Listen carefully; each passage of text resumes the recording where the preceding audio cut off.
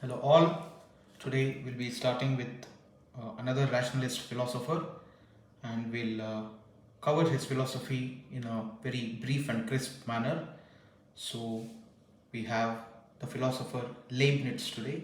He is considered as a rationalist philosopher, and his philosophy is considered as the culmination of rational thought uh, that has started from Descartes, moving on to Spinoza, and finally culminating at Leibniz.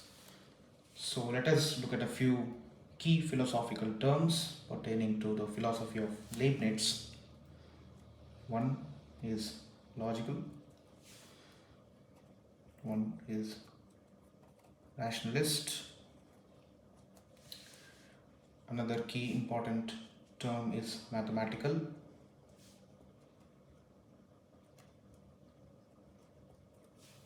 then we have one more key term, plural. Here we have something called as monadology. We'll explore what monadology is all about. That forms the core of his philosophy, much like the substance of Spinoza. And of course, we have another term which is uh, individuality, which forms the essence of his philosophy. And now we shall start exploring the core of Leibniz philosophy. To begin with, we shall explore the uh, direct thoughts of Leibniz, much like we did with Spinoza. So, according to Leibniz, he believes that the entire world, what we want to call as the globe, as represented here, don't mind the shabby diagram. According to Leibniz, the world is governed by mathematics and logic, or the world is full of mathematical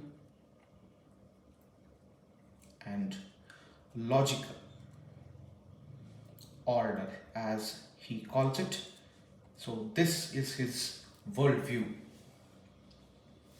and this can be basically represented as a set of basic mathematics symbols, just for us to remember this and retain this, and a set of logical symbols like the and, the or, the XOR, the not, and so on. And also, another view of Leibniz is the view of pluralism. Uh, this is his response to the overemphasis on unity and monism given by Spinoza. He responds with his version of pluralism, where he gives focus to the two terms individuality and reconciles it with unity. So this is something like unity in diversity, where individuality is not compromised. He believes that Spinoza had to compromise on individuality when he gave his doctrine of modes, doctrine of attributes, and his whole theory of substance. As a unique and ultimate metaphysical subject, he had to compromise on this factor of individuality. This is where Leibniz kicks in and says, no, I will consider the factor of individuality and somehow reconcile it with unity as well. This is the philosophical ideas of Leibniz and his thoughts. And let us explore the basics of Leibniz thoughts. Here we have our whole, what he calls as a whole, and here we have parts of his whole. This is individual parts of his whole. Unlike Spinoza's philosophy, these individual parts are not forms of the whole or the substance. This is not features or forms or functions of our ultimate substance, but they are independent components, individual independent components that form a whole. And this is where he brings in individuality and reconciles it with unity. And he says that each part that we see here, let me label them 1, 2, 3, 4, so on and so forth, and n. Each part is as eternal and real as the whole. This is of very high philosophical significance in Leibniz philosophy. Here he says each and every part that we see, the emphasis on word each, is as. He's comparing it with the whole and saying that both of them are very similar in essence. One is not a transformation of the other, or one is not a duplication or a derivative of the other, but they are as eternal and real as the whole. So this is the core of Leibniz philosophy, which is individuality plus unity. And how does he achieve this? It is through his very famous theory of monadology. So of course, for some this may be a very new term, monadology, having implications on the word monad. As defined by Leibniz, we'll just check out on the three parts of what a monad is. So systematically, let us first go on to the properties of monads, or the key definition. These forms the definition of monads, these properties. Then we have characteristic features of monads. Finally, we culminate at comparison of monads with other schools of thought, be it Indian or Western. Probably very less significance in Western, so we'll mainly go with comparison to elements in Indian philosophy, the different schools. So these are the three branches that we will be dealing with when it comes to the term monad, which is the core or the heart of Leibniz philosophy.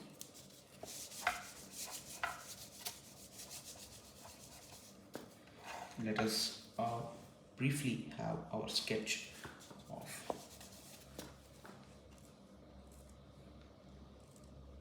here we have a monad triangle.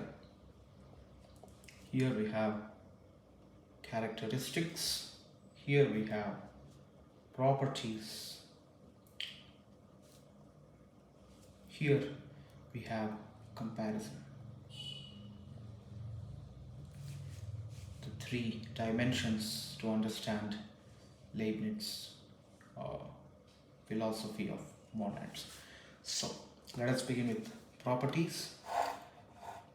Leibniz defines monads as his ultimate substance.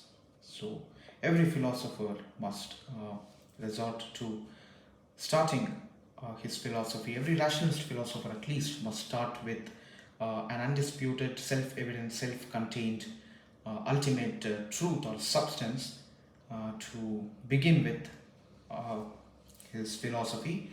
And much like Spinoza, he starts with his ultimate substance, which he calls as the monad. Of course, properties are variant from our earlier substance that we saw with respect to Spinoza, but nonetheless, the methodology adopted by all rationalist philosophers are the same.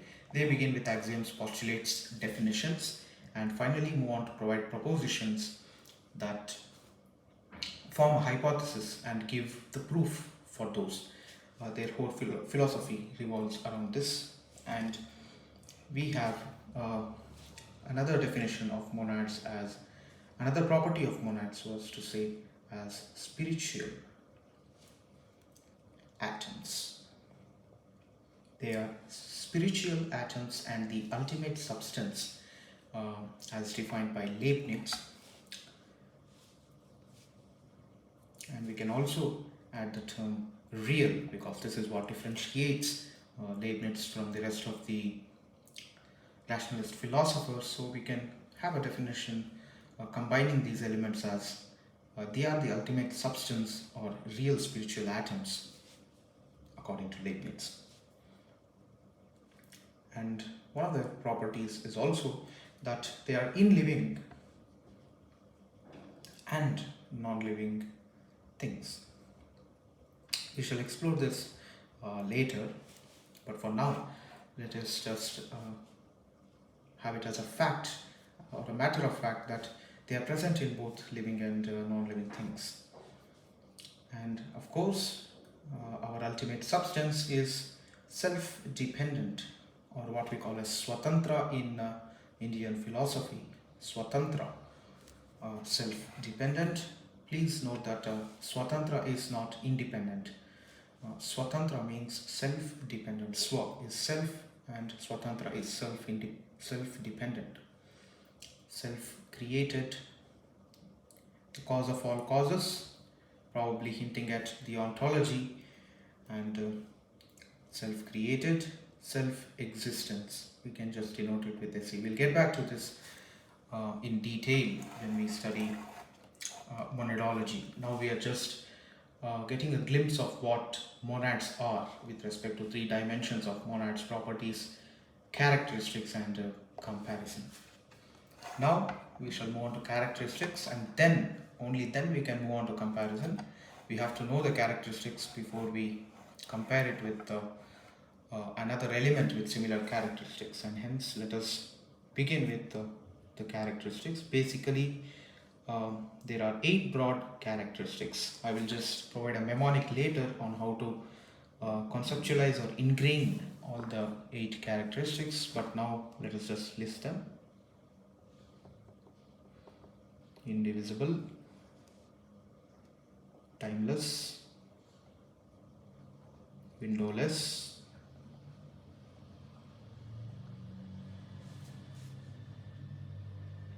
conscious,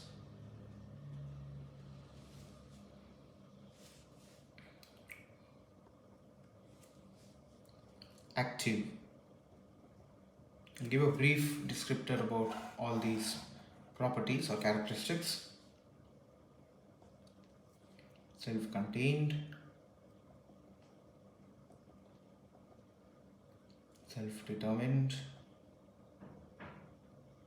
Determination or determinism takes a very interesting turn in Leibniz philosophy, and it significantly differs from the determinism that we have come across in Spinoza's philosophy. So Leibniz has his own theory of determinism called pre-established harmony, which we will explore later.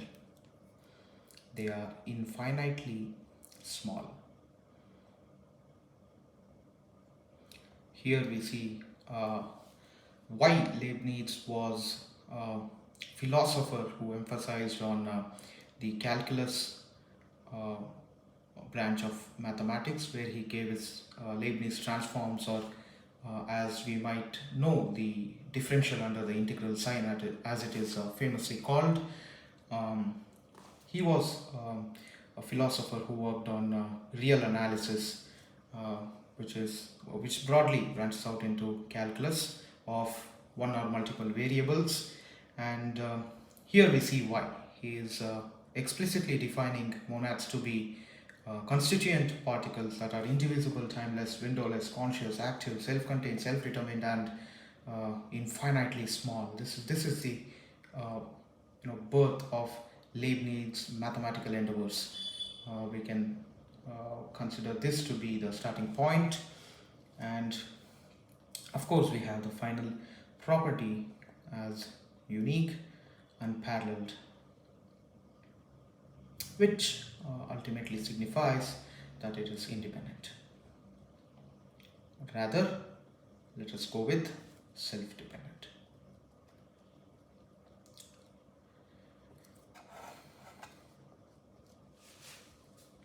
Now, we will come to the comparison with respect to Indian schools. For those who are not familiar with the Indian schools and the characteristics of the words or terminologies that I'm trying to invoke here, there's no problem. You can always refer to the particular philosophy and the particular terminology and their attributes later. So this is very similar to Jiva in Jainism.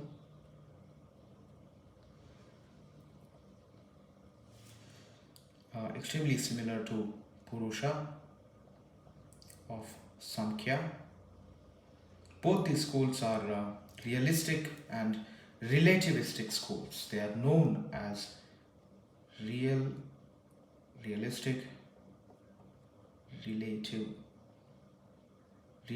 and relativistic schools that expound pluralism, and we saw in the introduction that one of the major features of Leibniz philosophy is pluralism, which ties together with realism and relativistic model.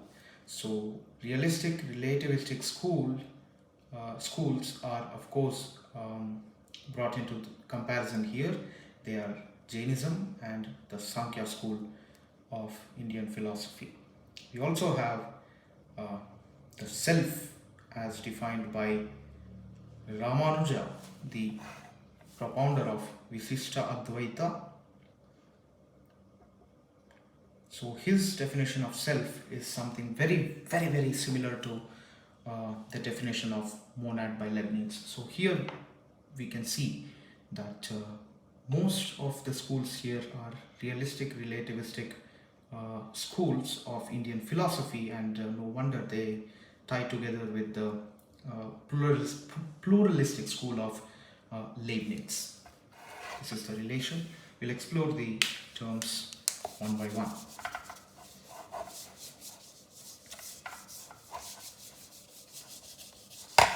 So as promised, let me give you a short mnemonic to visualize and ingrain the characteristics of monads.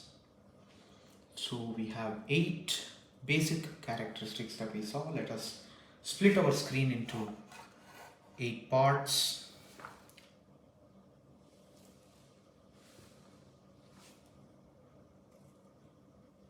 So that we can visualize each of the characteristics through a very brief and self-explanatory diagram.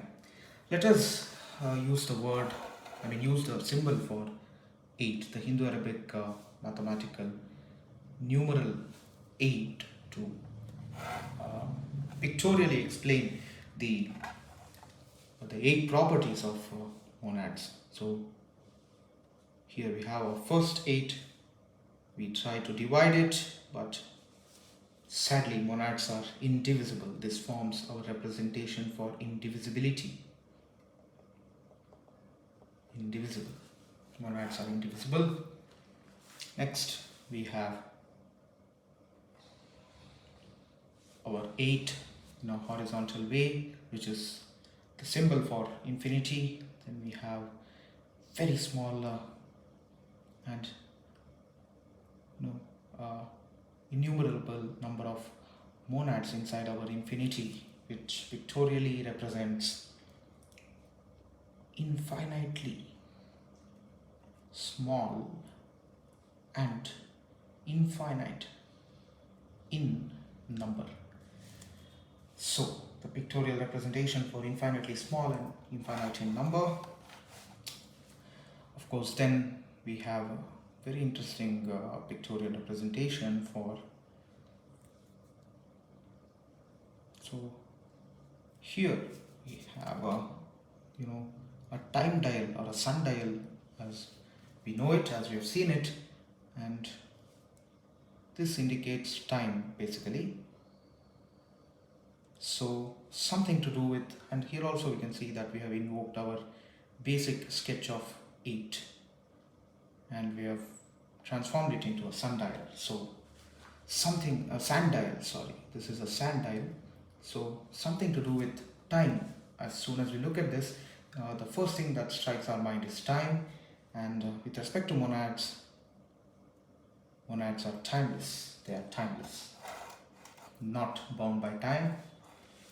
Next, we invoke our 8.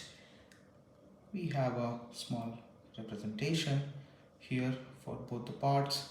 Let us just make them different from each other, so as to highlight that each monad is different or unique. Here we try to represent unique. Next, let us try to invoke our 8 in a slightly different fashion. Here we have one of us involved in deep thoughts. So here is a person who is thinking, involved in deep thought, and here you see we have modified our 8. We have split our 8 into 2 parts, one to make the face, one to make the thought bubble.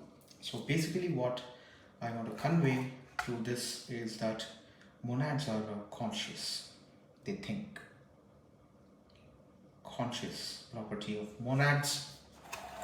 Next, we come into another interesting property of monads. Let us again invoke our 8 in a slightly modified fashion.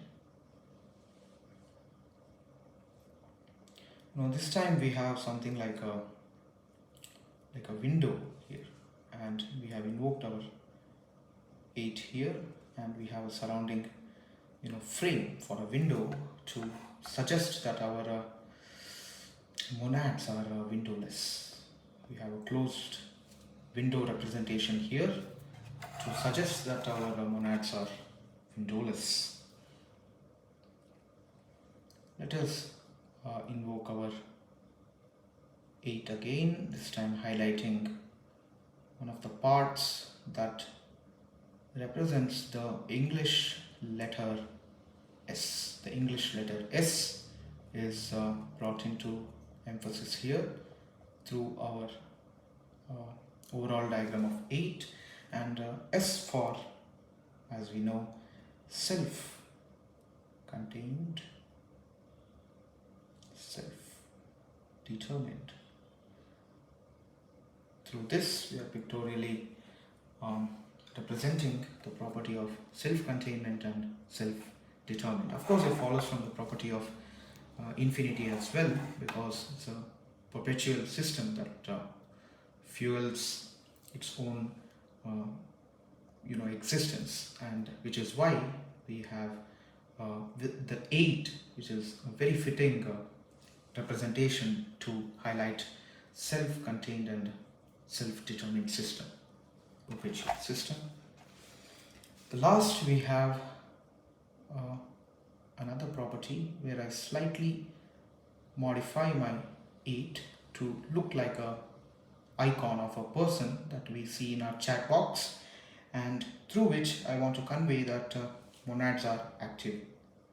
Probably this is our social media symbol for a person who's active online, or whatever you want to call it. And here we have invoked 8, given him a small tick mark to say that he's active or online, and one of the properties of monads is that they are active. Let us just recap our properties through our representation. Indivisible, infinitely small, infinite in number, timeless, unique, conscious, windowless, self-contained, self-determined, active.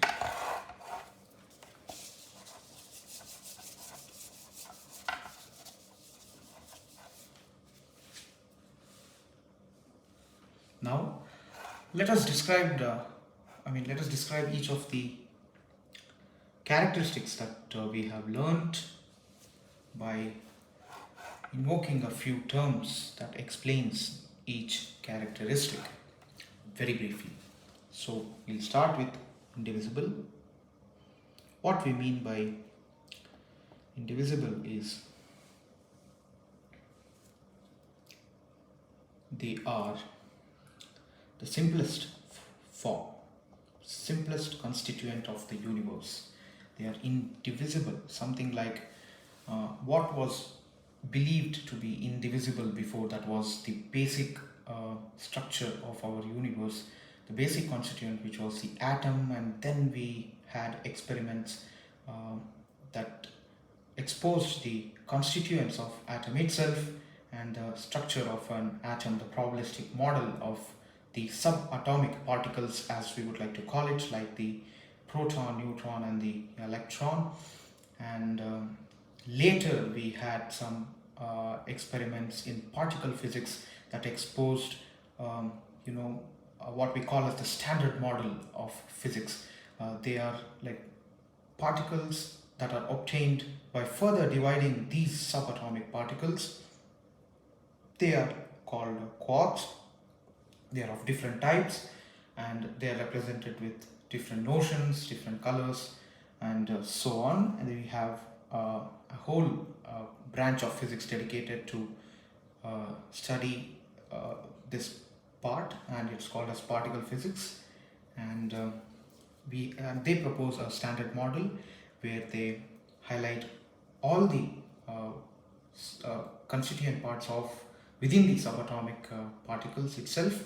And the research is still ongoing. It's a very active field of research, and we never know what the indivisible and smallest particle, if you have to call it, is, or the smallest constituent of the universe, the basic structure that forms the universe. So at least according to Leibnitz, it's his monad which is indivisible, and therefore it is the simplest.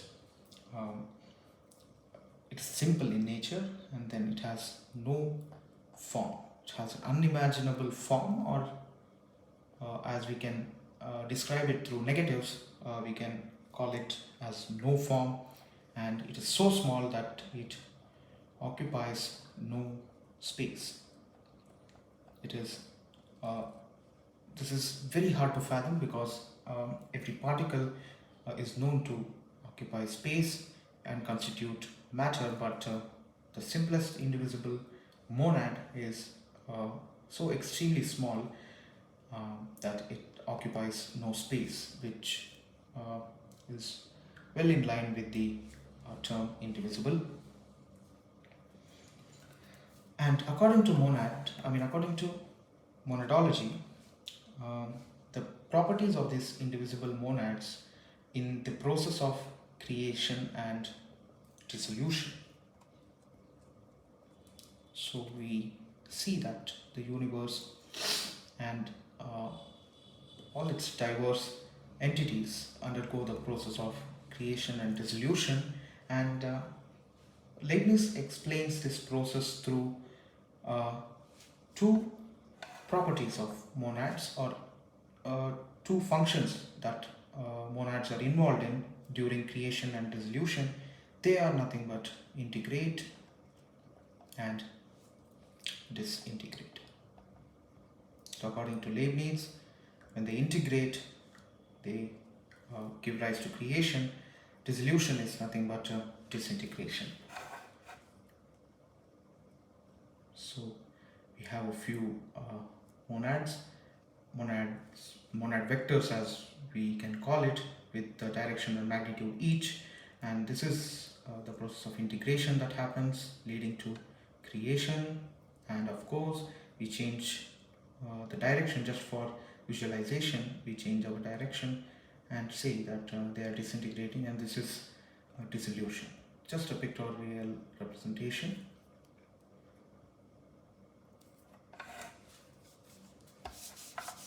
These are some key terms with respect to indivisibility of monads. Next we have timeless. Of course, by timeless, Leibniz means that monads are eternal, forever existing, uncaused cause, as we want to call it in philosophical terms, uncaused cause, primary cause,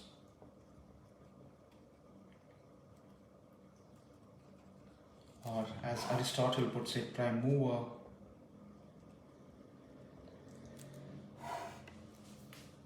matterless form,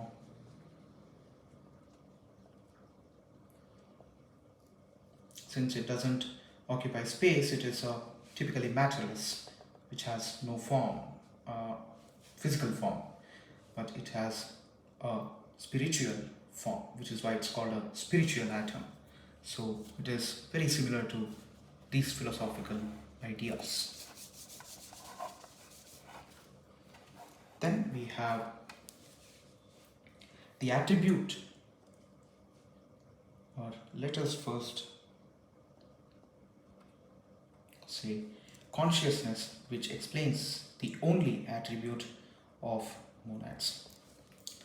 So here we have a divergent view from Spinoza.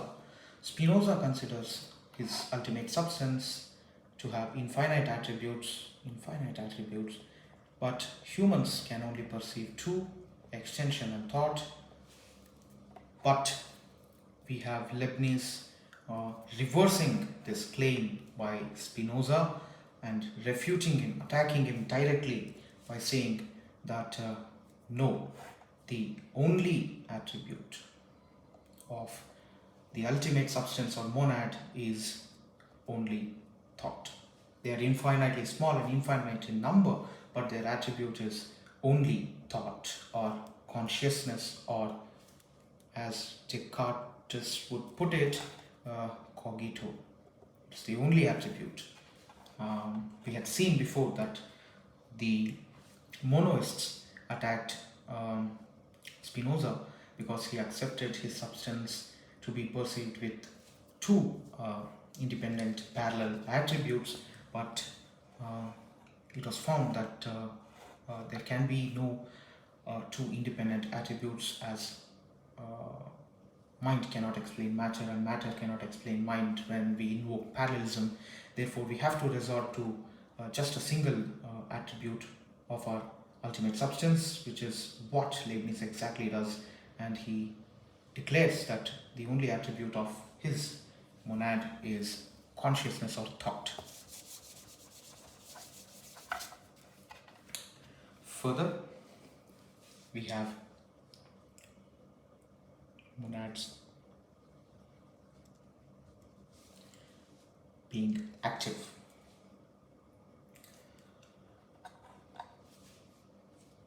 Monads being active means that monads are unextended. It directly follows from Leibniz's theory of attributes of monads. From in our attribute theory, we saw that the only attribute of a monad is cogito, or thought, or consciousness.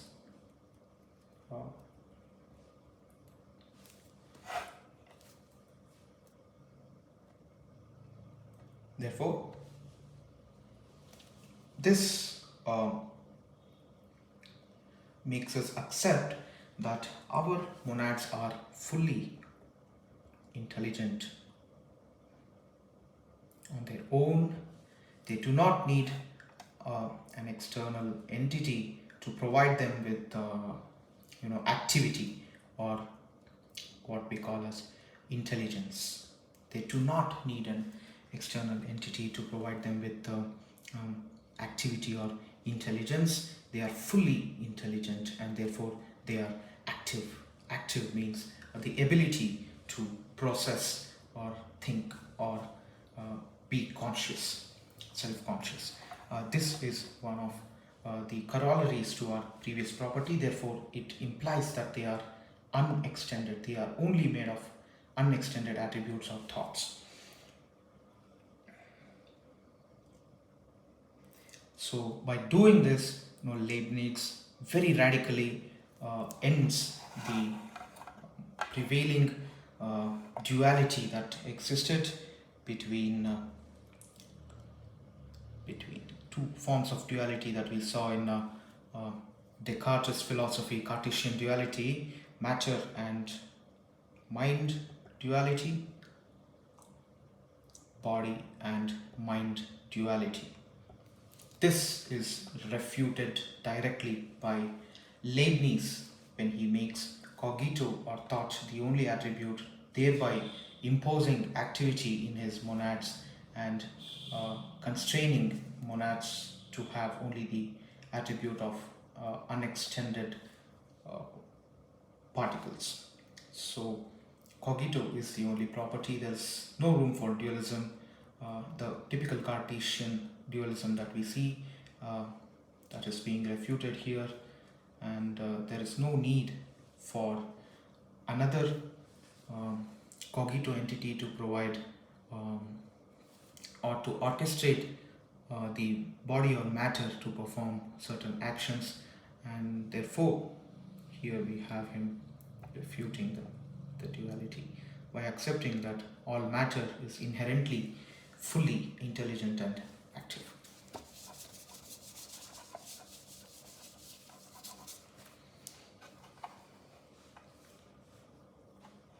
Next, we have self-contained,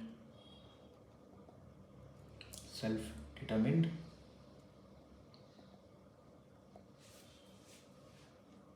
We will get into self-contained and self-determined when we explore the proposal of Leibniz through his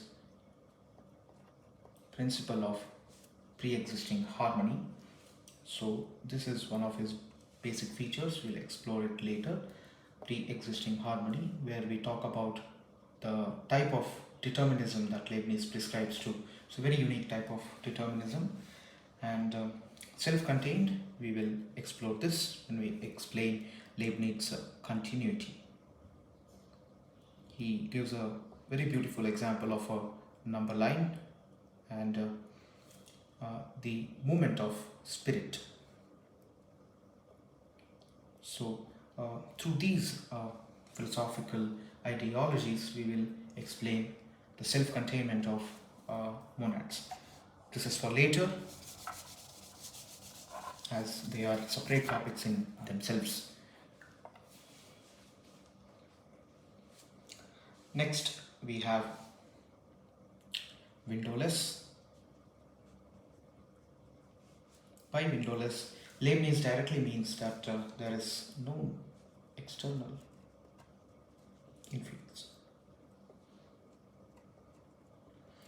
There is no external influence on monads. Of course, he invites some criticism for this later, but that is not of much significance. So for now, let us just consider that by windowless he means that each monad is not subjected to external influence. There is no external influence on our monads.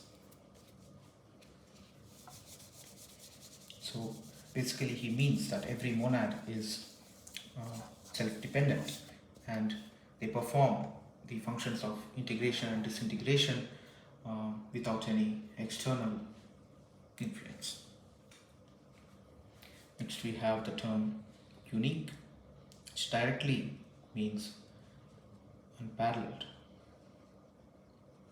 And every rationalist school starts with the axiom, and they try to establish a beginning where they accept a unique, unparalleled, ultimate metaphysical subject from which they build their propositions or hypotheses and provide proofs for the same through their deductions.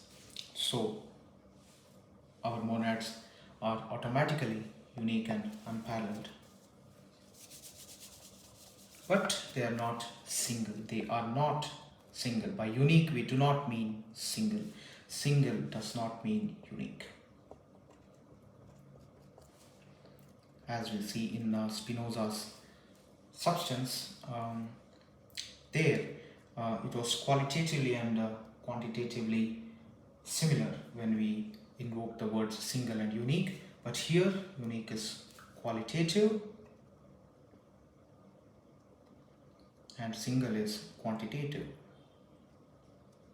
Therefore, qualitatively similar, quantitatively not similar. Therefore, here we have Leibnitz resorting to pluralism. There, the concept of single entity, single substance is negated.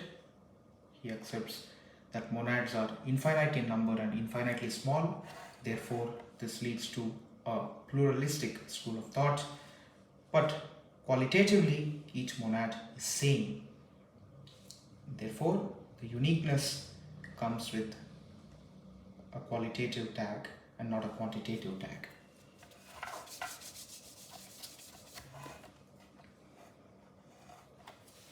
Of course, we have the last property, infinitely small and infinite in number. As explained before, we have Leibniz resorting to pluralistic thought, therefore compelling him to define monads as infinitely small and infinite in number.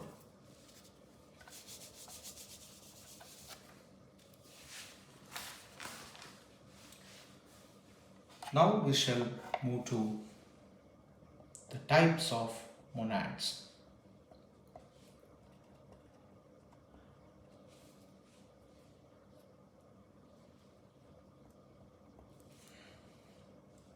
So, every rationalist philosopher has to resort to some notion of types or forms, and the purpose is very similar with respect to all philosophers. Why they resort to types or forms of their ultimate substance? The aim is extremely simple. It is to reconcile or bridge or put together the explanation of diversity that we perceive with unity that they propose in their philosophy.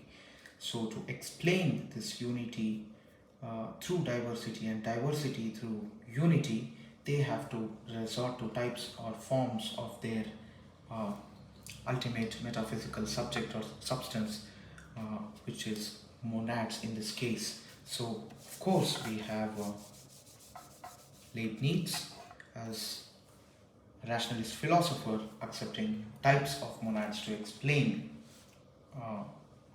what we perceive in our day-to-day life in the universe. So according to Leibniz, it's very important to note that all monads don't or do not represent the universe equally. We can see where he drew this conclusion from his characteristics of monads, which says that they are unique.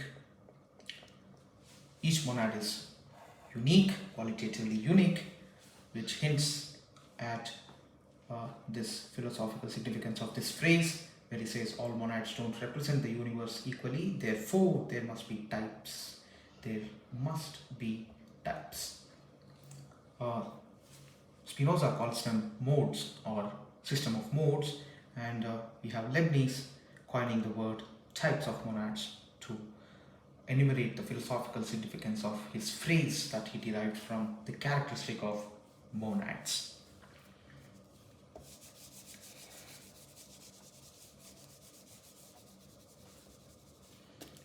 Each monad, of course, later we will see that each monad is a reflection of the entire universe. Let us just note that point here. We will explain that later, each monad, or explore that later. Each monad is a reflection or contains a reflection of the entire universe. but it does not represent the universe equally. This is where he's bringing in the reconciliation, and this is where he is bound to propose his types of monads theory. So according to Leibnitz, we have 5 types of monads. Let us get straight into the 5 types. So he splits the observable universe, or the universe that we perceive, into 5 broad factions, and they can be visualized with a mnemonic as well as a diagram. Let us explore both of them. Diagrammatic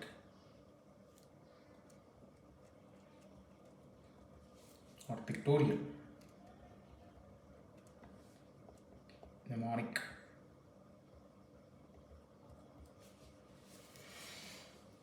So let us go with diagrammatic representation.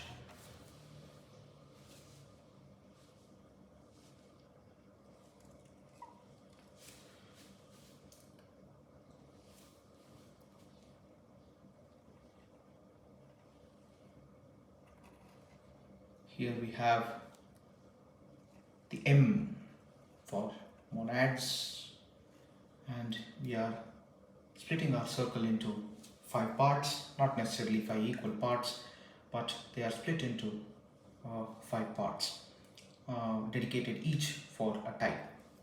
So this is just visualization so that the concept gets ingrained and nothing more. This is the ultimate type of monad according to Leibniz philosophy. It is called the monus monadum, or the god monad, the ultimate form or type of monad, which he calls monus monadum, or monad of all monads. This is his definition for the god monad. This is at the highest level in the hierarchy. There is a hierarchy among the monads, and we will see on what basis they are put in that ladder of hierarchy. But first let us list them all. Here we have plant, type of monad as plant type of monad, human type of monad. Since this is a monus monadum, I'm just drawing an extension from that to everything else, just to represent that this is the boss monad, as we would like to informally call it. Next we have the animal monad. Here I'm not emphasizing on hierarchy, but I'm just listing all the types of monads. I will come to the hierarchy in a few minutes. This is material monad, and it's pretty obvious to guess what the hierarchy is and on what basis it has been categorized into a hierarchy. So let us just explore that here itself. So we have the 5 types of monads: god, plant, human, animal, material. The least or the lowest form, or the base of our hierarchy, is material. Then we have plant, then we have animal, later we have human, and finally we have God. Of course, one can correlate that this hierarchy was or is based on the consciousness level of each monad type. Least consciousness level seen in material, highest consciousness level seen in God, and after material we have a higher consciousness level in the plant type, a higher consciousness level in the animal type, the higher consciousness level in human, and finally the highest consciousness level in God, or the monus monadum. So we'll just explore as to how the journey of a monad or a single monad is. So qualitatively they are defined to be similar. But here in this hierarchy we see that our human type of monad is somehow more conscious than our plant type of monad. And the reason for that, and the movement from this type to this type and finally to the God type, all this will be explained in what is called the principle of continuity as given by Leibnitz. So the 5 types of monads and just a single word on each type. Material,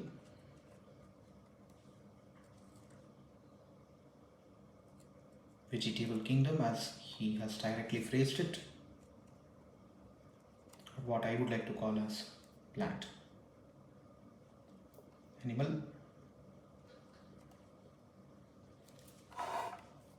human, God.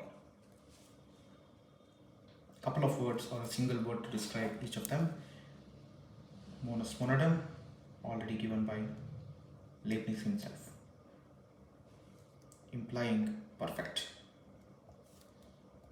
Omniscient, completely aware, the final level of consciousness, the zenith of consciousness. Human, self-conscious, lower level of consciousness than the monus monadum. Third group, animals, slightly lower consciousness than self-consciousness. Vegetable kingdom, this is like a dream state consciousness or dormant consciousness as we would like to call it. Dormant consciousness, concealed consciousness, latent consciousness that we see in the vegetable kingdom in light of Monad's philosophy, or in light of Leibniz's philosophy as he would have described it. And lowest form of consciousness, lowest form. Nonetheless, materials are also made up of monads, and one of the characteristics or properties of monads or attributes, the only attribute of monad is that it is conscious, but the level of consciousness is the factor that decides the hierarchy. So therefore there is an amount of consciousness in material as well, but as we have explored earlier, the limit of that is tending to 0. We have a consciousness function. Let us say that the consciousness function here, depending on the factor x, and in the material mode of monads, that consciousness is tending to 0. It is somewhere very, very close to 0, not exactly 0 as we have seen with infinity. We cannot make x equal to 0 because there is consciousness in every monad, and material monads are also a type of monad. Therefore, the limit of x is tending to infinity. So this is how we analyze the behavior of the consciousness in the lowest form. This is the highest form.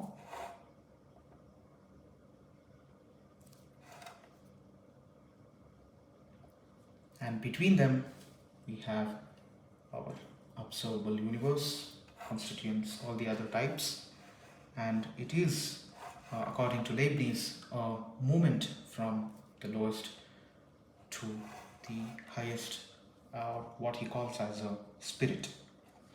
So this is the journey of monads through the types of monads, and a brief description of each type. Now let us move on to some more philosophical rigidity that we come across in Leibniz philosophy, and that is principle of continuity. The purpose of proposing this is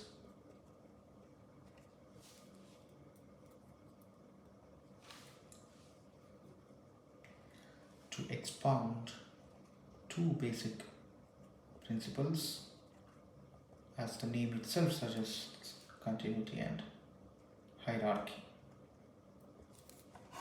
movement and dynamism.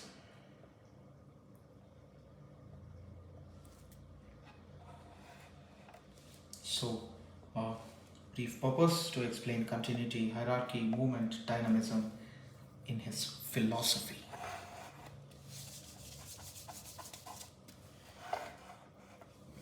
So, let us have a brief pictorial representation of the principle of continuity. Key terms to remember: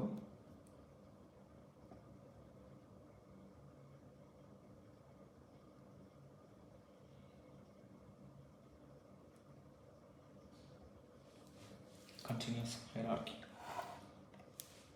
So, what Leibnitz proposes is each monad imperceptibly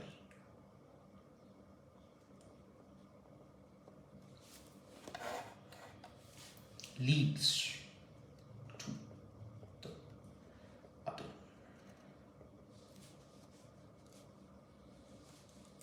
Imperceptibly leads to the other. So each monad imperceptibly leads to the other, and that explains movement and dynamism. And very interesting term, imperceptible. How is it imperceptible? Why is it imperceptible? We will just explore through an example given by monad himself. The example of a number line. He explains continuity through this example.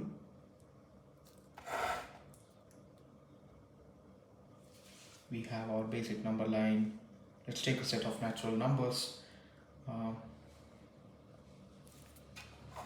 2, 3, 4, 5, n. Very similar to this, analogous to this. We have continuity in monads.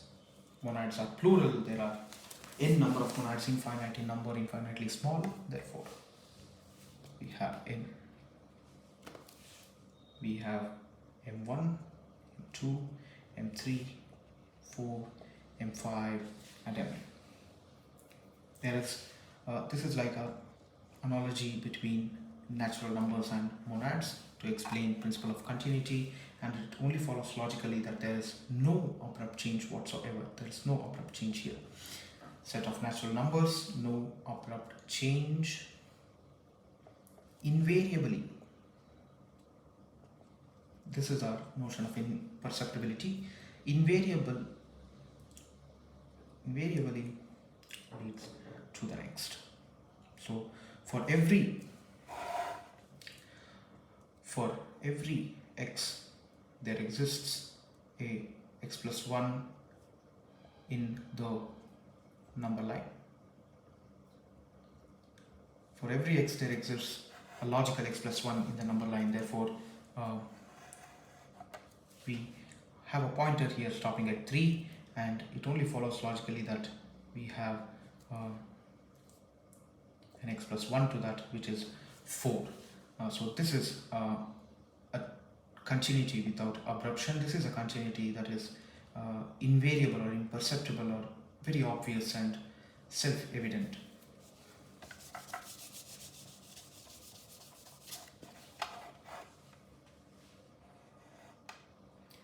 And now we explore the principle of continuity or the movement of monads through the lens of hierarchy.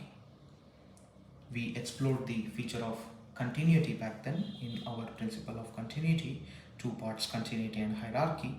We are done with continuity, example of number line, and now we will explore the concept of hierarchy through this example, this visualization. So Leibniz put forth that there is m1, m2, m3,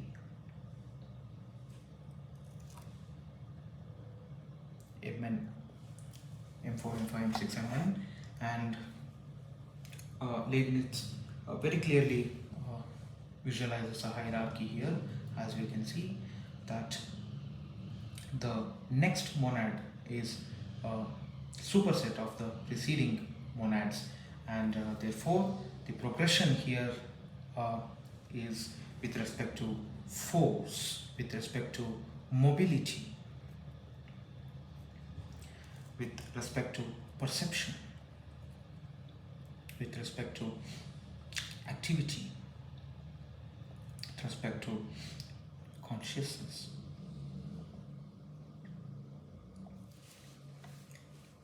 So we have our lowest monad in the hierarchy with very low force, low mobility, low perception, less activity, lowest in consciousness.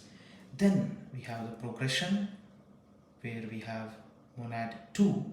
The monad 2 does not contain monad 1 because each monad is unique and independent and windowless. What I am trying to represent here is that the higher monad contains all the characteristics of a lower monad. So this is engulfment of or a superset of characteristics of lower monads and not the physical containment of the monads themselves. These represent the characteristics of monads. M here represents characteristic of monads and not physical monad. So M is strictly characteristics of monads. We cannot do this kind of thing with the physical monad, as monads are independent and free of external influence. So there is no engulfment of one monad with the other. There is no changing of one monad to the other form or something like that, as we saw in Spinoza's philosophy. This is pluralistic philosophy. This is not the vision of unity. This is the vision of plurality. So this is a characteristic set or representation. Then we have M2 with a slightly higher amount of force, higher amount of mobility, higher amount of perception, higher amount of activity, and higher amount of consciousness. A logical implication that Mn, or the ultimate monadom, God monad, is the highest force, the highest in mobility, the highest in perception, the highest in activity, highest level or degree of consciousness. This is how each monad qualitatively moves from one level to the other, from one type to the other. This explains hierarchy.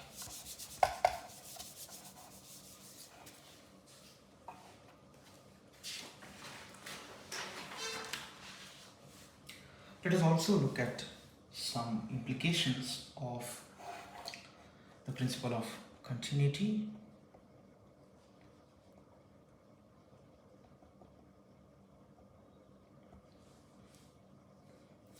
Few implications of the principle of continuity is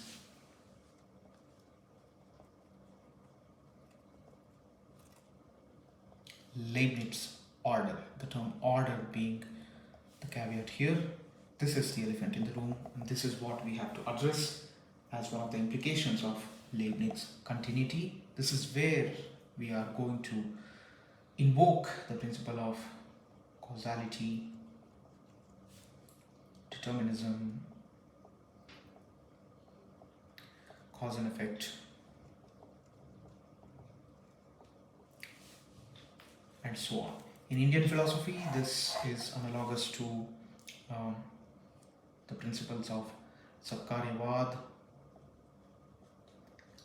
Asatkaryavad, of creation, the theories of creation of Satkaryavad, Asatkaryavad, and then we have the different types in each of them, Parinamvad, Vivartavad, and so on. So basically, Leibniz order is analogous to these concepts in Indian philosophy.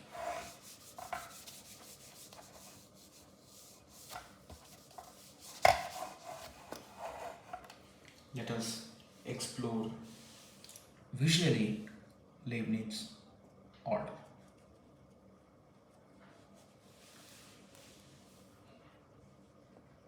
We have Leibniz defining the present state,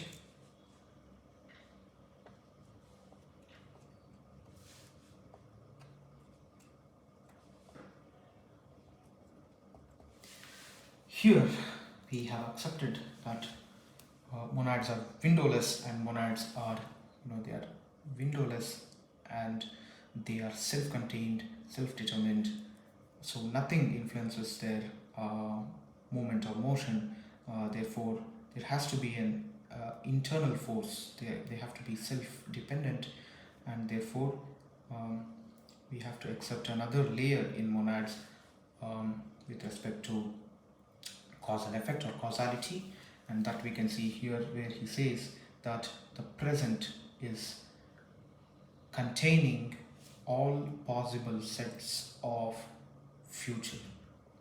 Here we have the present and constituents of the present, or the present makes up or contains all the possibilities of the future, f1, f2, f3, fn, set of all future events with respect to monads. And since the universe is made of only monads as indivisible and simplest spiritual atom, so the present state of monads, which actually contains inherently the future state of monads, makes the whole universe kind of deterministic.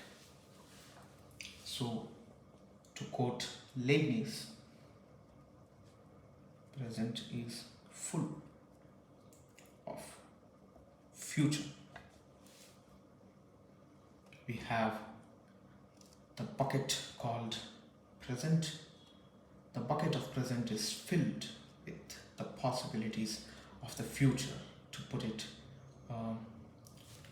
philosophically or metaphorically.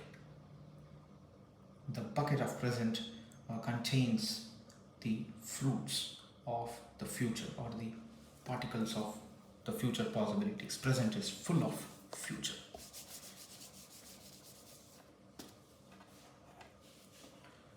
To represent it logically, as Leibniz was a mathematician and a logician, we have the present,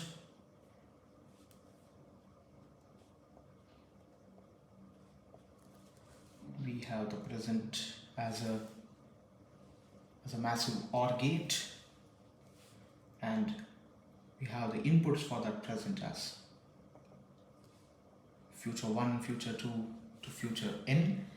We have multiple inputs contained in our present, and present is nothing but a logical gate, OR gate, which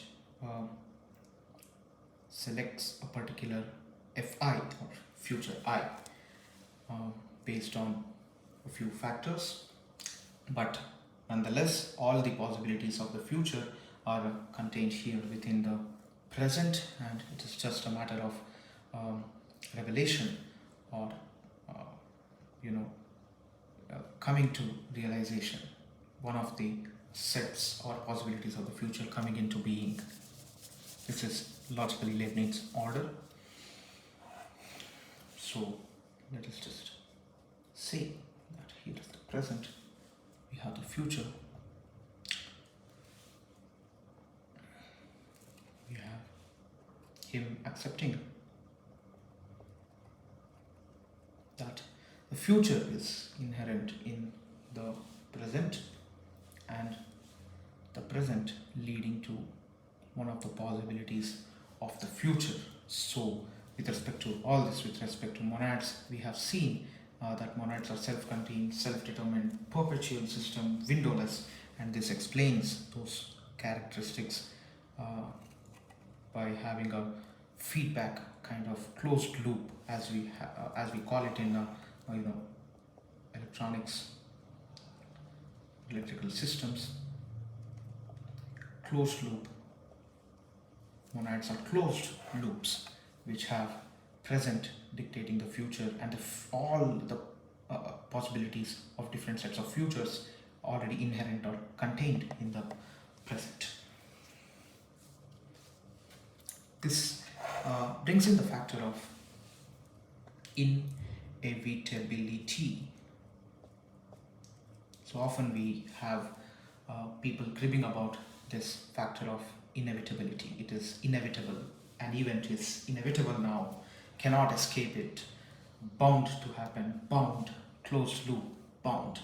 So here we come across the term inevitability, which is to say that every present condition of a monad is a result of the past. Every present condition of a monad is a resultant of the past. So we had a famous quote by Swami Vivekananda which says, "You are the creator of your own destiny." And while people are bound to interpret that as a kind of freedom expounded by Swami Vivekananda, what he actually means is a restriction, or what he wants to convey is that what you do today dictates your future. Your future is bound by your actions of today, and therefore in that sense you can direct your own future by your present actions. So the future is inherent in the present. You are the creator of your own destiny, be it good or bad.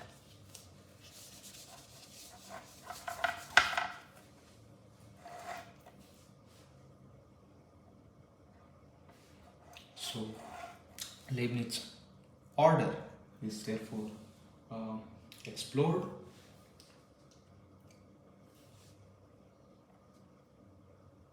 By doing so, Leibniz bridges the gap between monads qualitatively and quantitatively,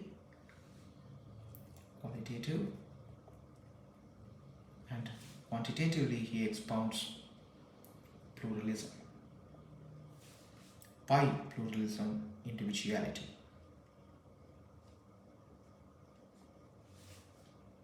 Quantitative.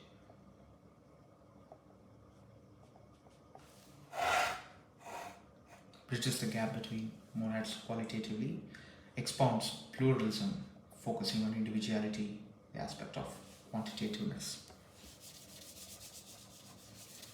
Let us close part 1 here and let us explore part 2,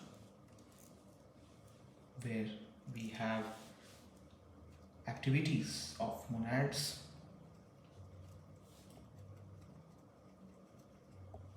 and relation